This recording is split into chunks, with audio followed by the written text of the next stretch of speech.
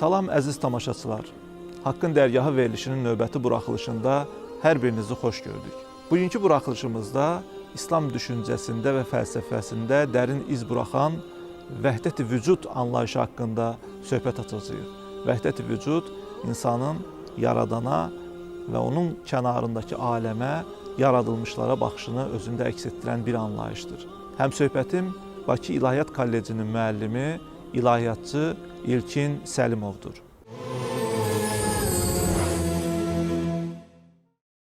İlkin müəllim, xoş gəlmisiniz. Xoş gördük. İlkin müəllim, adətən biz Haqqın Dərgahı verilişində gündəlik aktual məsələlər ətrafında müzakirələr açırıq. İslam tarixinin bugünə baxan tərəflərinə, eyni zamanda İslam əxlaqının bugünə baxan tərəflərinə yer verməyə çalışırıq.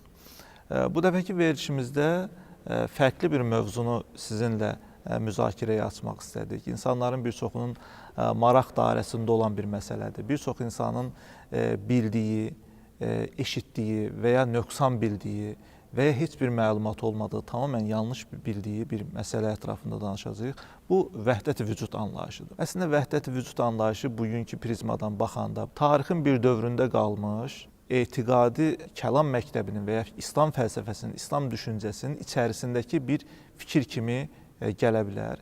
Amma bu fikrin, bu nəzəriyyənin əks sədasını biz bugün də hiss edə bilərik. Bugün də öz dünyaya baxışımızda, aləmə baxışımızda bunu əks etdirə bilərik. Mən istərdim ilk sualı buradan başlayaq. Vəhdət vücud anlayışının mahiyyəti nədir və bu konsepsiyanın əsas fəlsəfi prinsipləri nədən ibarətdir?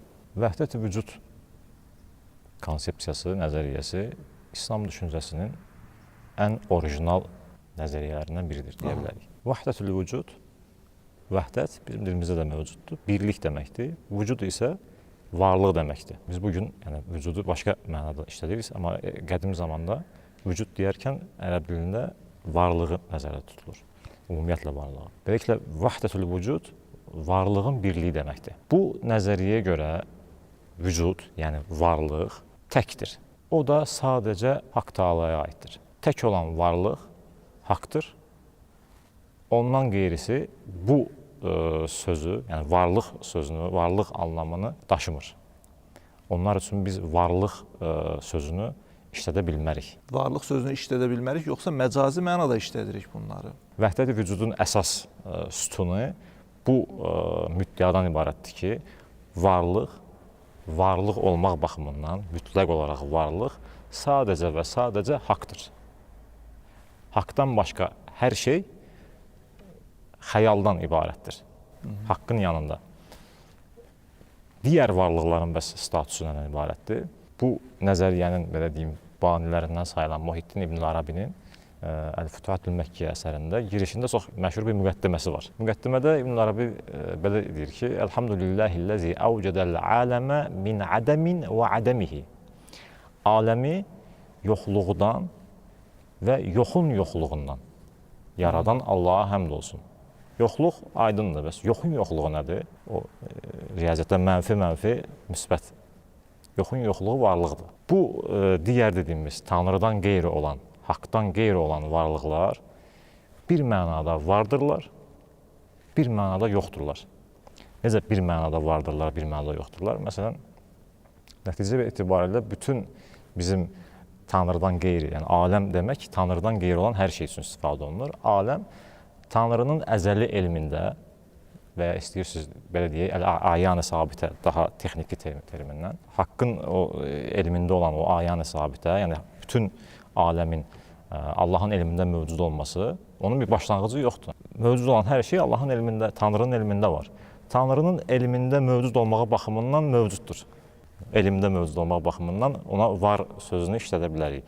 Amma bir baxımdan da Tanrı ilə xüsusən müqayisə edildiyimizdə yoxdur. Belə, yəni, əvcədəl aləmə min ədəmin və ədəmihi yoxluqdan, dediyimiz kimi, onların o zatı etibarilə, yəni o varlıqlara biz baxdığımızda onların bir vücudu yoxdur.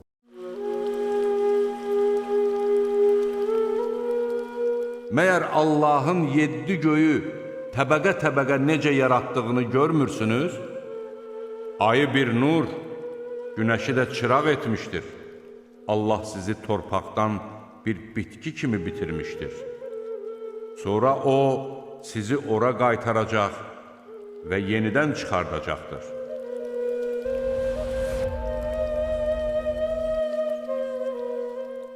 Bu düşüncənin vəhdəti vücudu siz bu şəkildə xülasə etdiniz ki, aləmdə, nəinki aləmdə, aləm dediyimiz şey Tanrının xaricində olan şeylərdir. Onların heç biri yoxdur əslində, Tanrı vardır və bütün bunların hamısının izafi olaraq, Tanrıya izafə olaraq var olduğunu biz deyirik.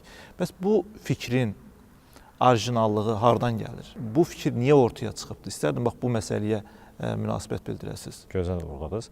Ümumiyyətlə, Kövsər müəllim, bildiyiniz kimi İslam dini Ərəb yarımadasından kənara çıxdıqdan sonra, bir dünya dini halına gəldikdən sonra, ümumiyyətlə, ümumbəşəri suallara da cavab vermək məcburiyyətində idi. O vaxta qədər, İslama qədər insanlığın ümumi düşüncə, intellektual mirası mövcud idi. Bunlar istər Helen mədəniyyəti olsun, istər digər dini inanc sistemləri olsun, onların teologiyaları olsun.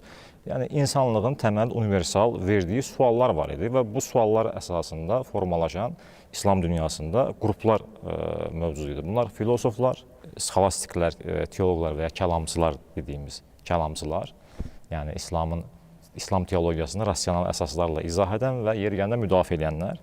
Bir də sufilər dediyimiz üçüncü bir qrup. Bunlar üçü də əslində həqiqəti araşdırmağı özlərinə, belə deyək, vəzifə olaraq qarşılarına qoyublar. Bəli, və həqiqət iddiasında olan qruplardır.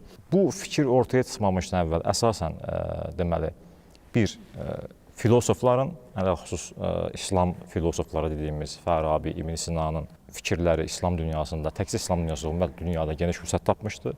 Onlardan başqa teoloqlar dediyimiz kəlam alimlərinin fikirləri var idi və o vaxta qədər daha çox praktikaya təmərküzləşən sufi dediyimiz topluluqlar ki, onlar bu fəlsəfəyə, bu xüsusən yəni İbn Sina fəlsəfəsinə və kəlama cavab verməli olduqlarını hiss etdilər. Bir mənada onların bəzi fikirlərini əxz elədilər, bəzilərini transformasiyaya uğratdılar, dəyişdirdilər və nəticə itibarilə yeni bir sintez yaratdılar. Vəhdət-i vücud bu baxımdan biz əgər o məsələn vəhdət-i vücudun ortaya çıxdığı o konteksti bilməsək, orada dediyimiz kimi tam anlaşılmaya bilər yəni. Bəli. Tam anlaşılmaz. Hətta təhrif oluna bilər. Bu əsasən varlıq təlimi ilə ilgili bir nəzəriyyədir. Bildiyiniz kimi fəlsəfədə, məşai, peripatetik fəlsəfədə varlıqla bağlı təsnifatlar var. Varlığı zəruri olan varlığı var, vacibül vücud deyirik biz ona. Varlığı mümkün olan varlığı var, mümkün vücud deyirik. Bir də üçüncü dərəcəsindən danışılır, o mümtəni varlığı, yəni varlığı mümkün olmayan, mümkünsüz olan, yəni absurd olan varlığı, belə deyək. Varlıq əsasən iki bu qism bizi burada maraqlandırır. Vacibül vücud, yəni varlığı zəruridir, tərsi düşünülə bilməz. O ancaq olmalıdır, heç bir səbəbi yoxdur.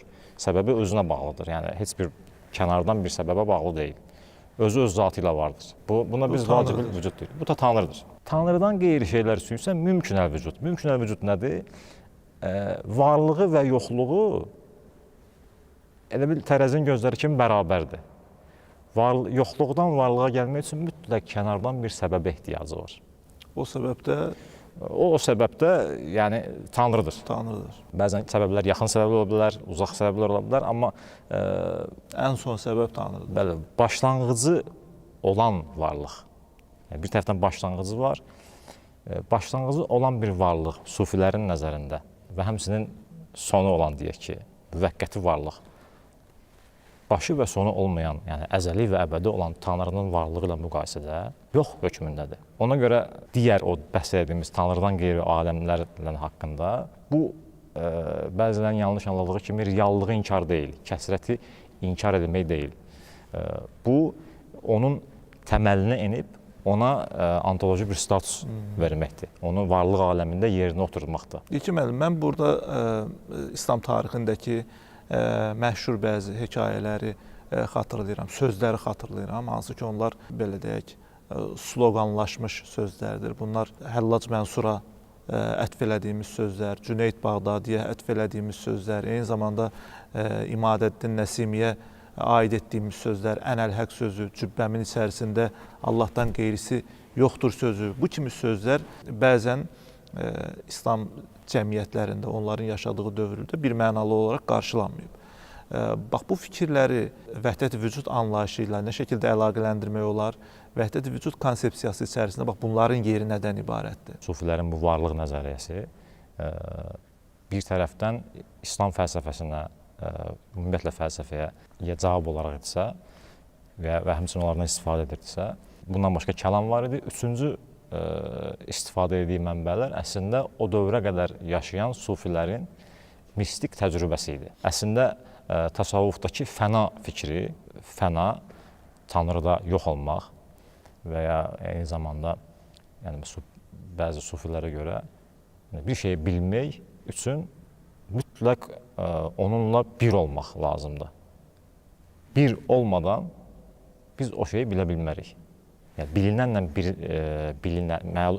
məlumla alimin birliyi, ittihadı. Olmadan elm hasil olmaz. O fəna fikri, həmçinin o Həlləc Mansurun Ənəl-Haqq fikri, bunlar, bu sözlər, çox anlaşılmayan sözlər əslində geniş olaraq, nəzərə olaraq, bir düşüncə olaraq artıq 13-cü əsrdən sonra biz bunu görə bilirik. Bu fikirlər heç də üluhiyyət iddiası deyildir. Allah demir, Ənəl-Haqq deyir. Bunun da təbii geniş şərhi var, təbii qəbul edilməyənlər də var, yeri gəlmişkən bunu deyək. İbn Ərəbi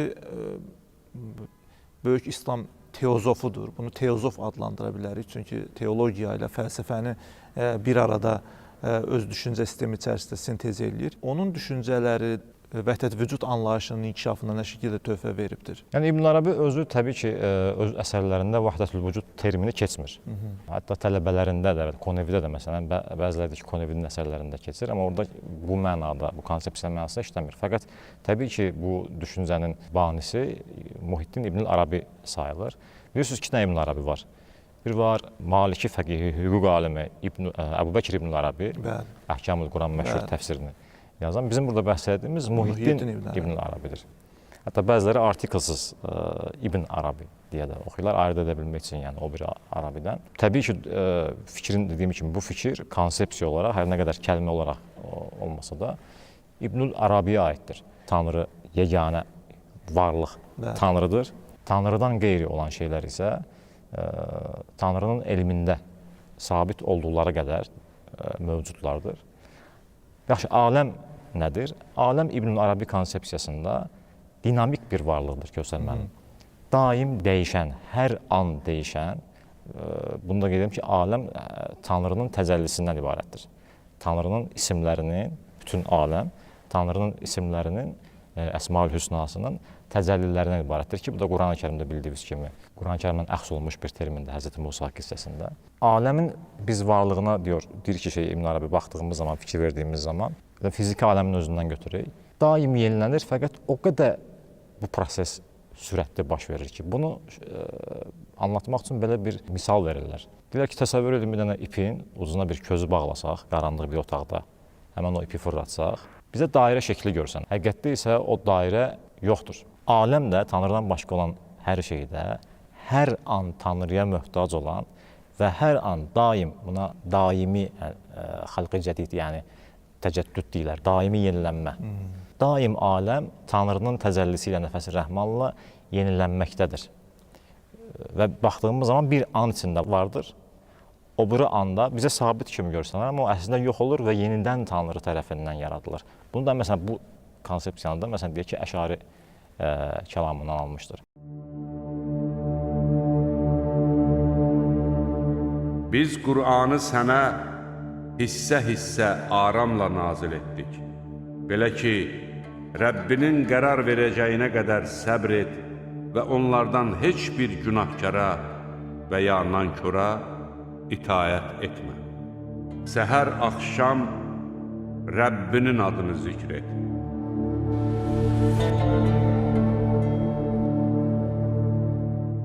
Bəzən vəhdət-i vücud ilə panteizm anlayışı bir-biri ilə ya eyni götürülür, ya qarışdırılır. Biri-birinin yerinə istifadə oluna bilir.